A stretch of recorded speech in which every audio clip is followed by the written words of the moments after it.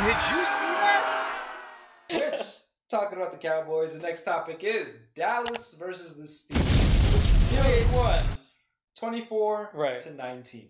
I feel like they actually got back to trying to win games. That's what it seemed like during that game. We were just talking about how they completely gave up, right? Yeah, they went to like tank mode. If you watch the previous game, the 2 games before, you know, the Steelers game, yeah, it looks like they're in tank mode where people are just lining up and they're like, all right, let's get this done. And it was like, the fuck?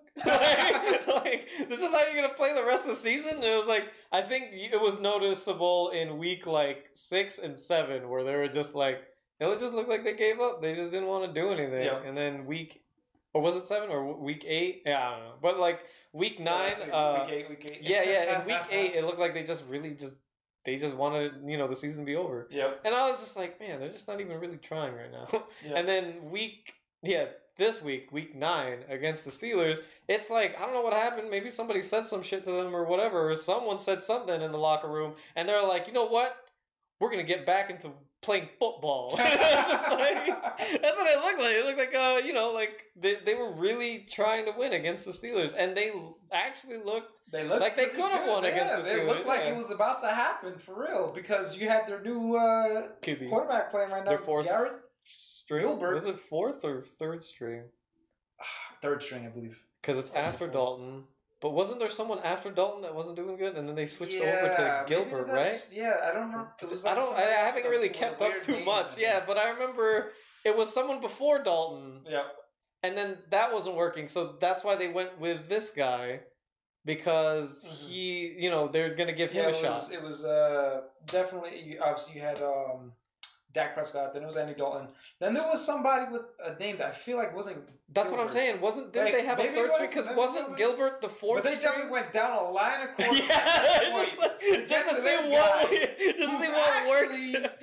Making some plays, because if you watch this game, it wasn't like watching Tua, Kyle, or whatever, and being surprised by the accuracy for sure. But he was decent, and he brought them into a winning mindset. Yeah. Maybe that's what it was in the locker room. Him telling them like, "Hey, I deserve a chance. Y'all need to come on. I can do this." Yeah, because I remember I don't know what it was. Somebody, Jerry Joe. I don't probably not, but I remember seeing the highlights. Probably, but yeah, and it's crazy because I remember seeing the highlights, and if you see the highlights and stuff like that, as compared to the other games, like there isn't too much highlights of, you know, what the Cowboys were doing up until this game, and you saw how they were playing against the Steelers, and you're just like, man, you know, like they were so close to winning. They actually had the lead for a while too, and it was just like majority of the game. It looked like the Steelers could have had their first loss. And it was just like, from what we were talking about, where we were looking at their schedule, and we were like, oh, that's an easy win. But, you know, they had to work for it. So. Yeah, and it was odd because since the beginning of the season, you had Dallas going through with Dak Prescott. Yeah. The issue was the fact that, yes, you had them falling behind, and then you had Dak Prescott, who was then catching up, but not enough to win. But the point was, you can feel the offensive potency, right? Yeah. You can feel it because it was there. They can put up numbers when they still try to catch up. Yeah. They still had that fire. Numbers, they still were trying to fight. But the thing that was hurting them was their defense. There was this whole thing of like, damn, the Cowboys have no defense. Yeah. Now they come into this game with an undefeated team with Ben Roethlisberger, Juju Smith-Schuster,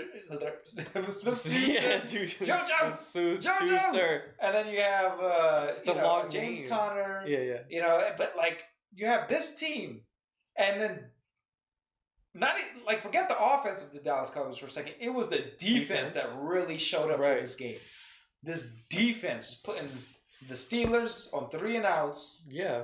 They were holding Roethlisberger down, and they gave the opportunity for this new quarterback to go in and do something. Right. So it was trippy to watch because you're thinking, okay, if they're going to show up, maybe they can score points, but you're not even thinking of the defense because the defense doesn't really have the injuries, right? The Dak Prescott had the injury. The offense is always lacking. So you think the defense is the same.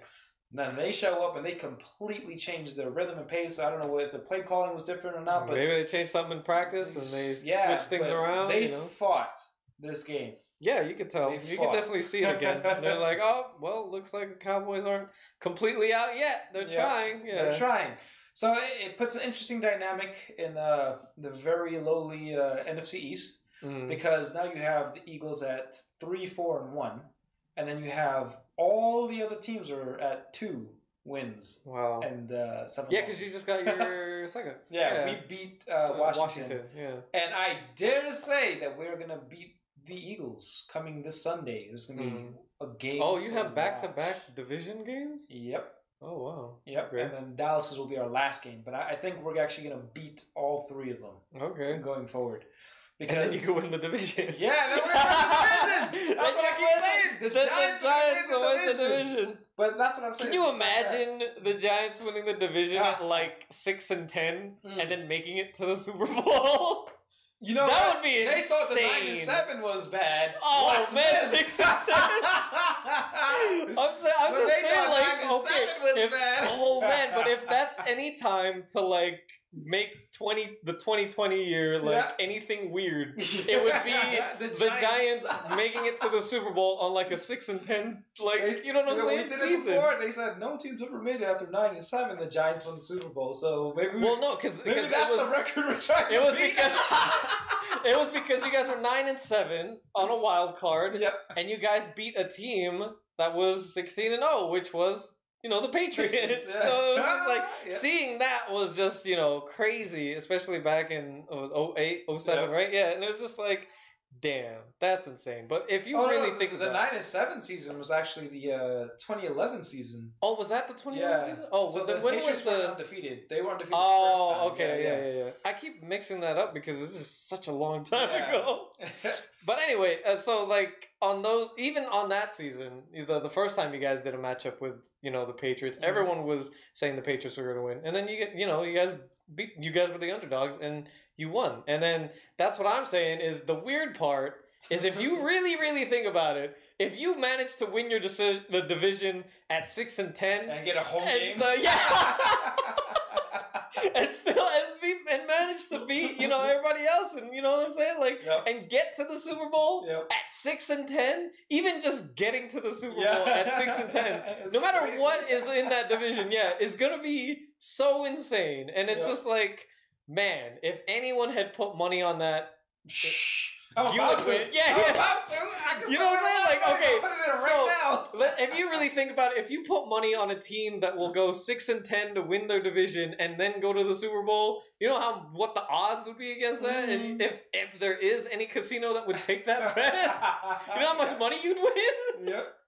But man, that'd be crazy. Yeah, I don't know, but we'll see what happens. Yeah, because that's one of those. Because that's one of those divisions where you just don't know what the end result will be. Because it is possible that any one of those teams can win the division at 6-10, and have a home game, and who knows what happens at that point? But because then you can have that one really good game and take out one of the top teams. And then that could just start your momentum, and then you could just weird things have happened before. So if that ends up happening, and that's how the Super Bowl is with a team that ends up being 6-10, winning the Super Bowl, that's definitely going to be talked about for years. Exactly. And it would be something to see. I would